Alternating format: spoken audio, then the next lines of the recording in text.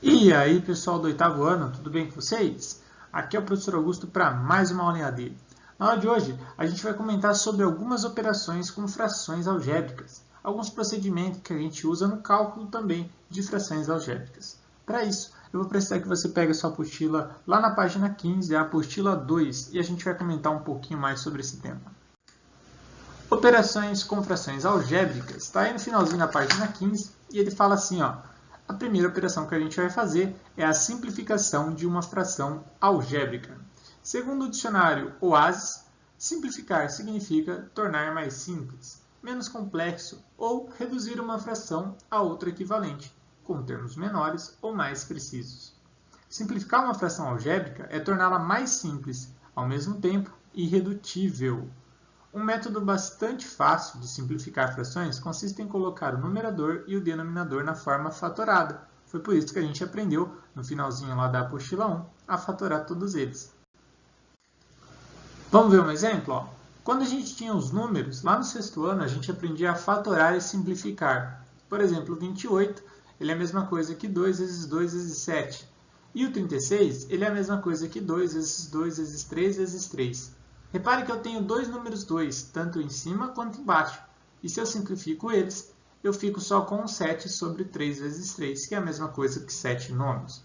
O mesmo pode ser feito com as frações algébricas. Acompanhe só esses exemplos. Ó. O primeiro exemplo lá na página 16 está escrito assim. Fração algébrica 4xyz sobre 5xyw. Repare que x e y eu falei duas vezes, tanto no numerador quanto no denominador. Nesse caso, basta a gente simplificar os fatores comuns, que a gente vai encontrar aí a fração simplificada 4z sobre 5w. Bem tranquilo também, né? No outro exemplo, a gente tem 6x² y ao cubo e 5x ao cubo y ao quadrado. Se a gente abrir fazendo a fatoração de todos esses caras, inclusive dos números, que faltou ser feito até na primeira, é porque o 4 e o 5 eram consecutivos, né? Então não tinha termos entre si. Mas o 2 vezes 3 dá 6, 3 vezes 5 dá 15. Só aí o número 3 já dá para ser simplificado, ficando só o 2/5. Além disso, olha só as letras. O x ele repete duas vezes, né? Porque ele é ao quadrado, então é como se eu tivesse duas letras x. O y está ao cubo, então é como se eu tivesse três letras y. E na parte de baixo eu tenho três letras x, porque é x ao cubo, e duas letras y, porque é o y ao quadrado. Repare que eu consigo simplificar duas letras x e duas letras y, restando só um y em cima e só um x embaixo.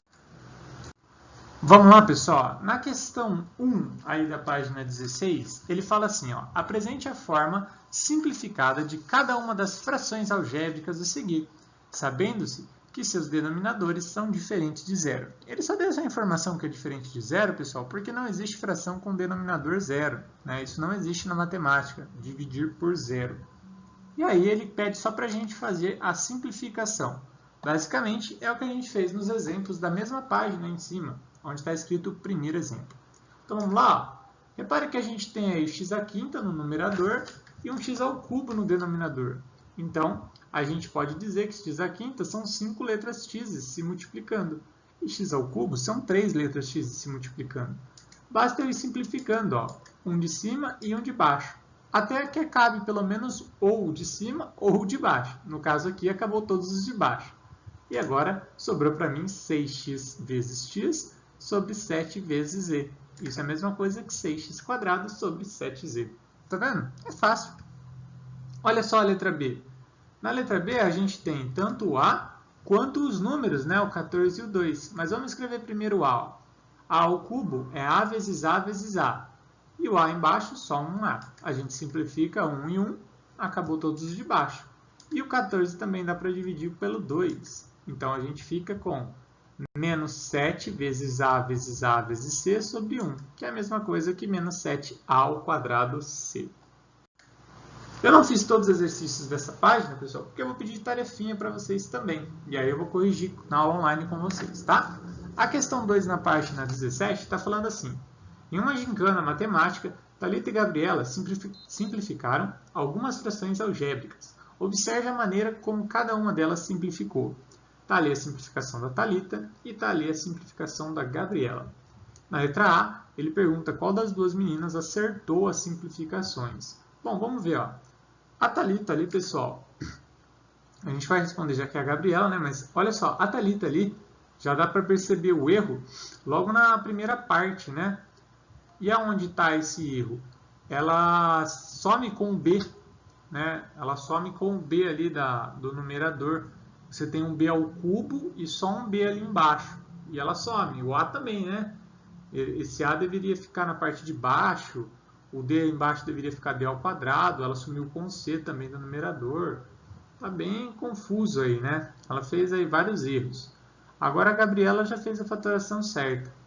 Então, quem colocou aí a maneira certa foi a Gabriela. E ele pede para a gente simplificar corretamente as respostas erradas, né?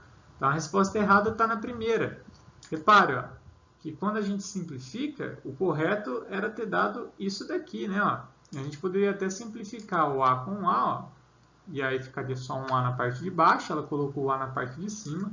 Daria para simplificar o B ao cubo com um B, ficaria um B ao quadrado ali em cima. O C tem que se manter e o D a gente consegue também simplificar, estando um D ao quadrado ali embaixo. Além disso, o 5 e o 15 também, restando então menos B ao quadrado C sobre 3AD ao quadrado. Pessoal, vocês vão fazer o exercício da página 16, exercício 1, para treinar um pouquinho essa parte da simplificação. Não se esqueçam aí que na letra D você tem a raiz quadrada de 144. Lembra que é 12, tá? Para você poder simplificar depois esse 12 com o número 6 de baixo. Show? Depois eu corrijo com vocês aí, então, essas partes, inclusive a questão da página 18, né? Se der tempo a gente começa a comentar sobre ela. Forte abraço para vocês, pessoal, e até a próxima!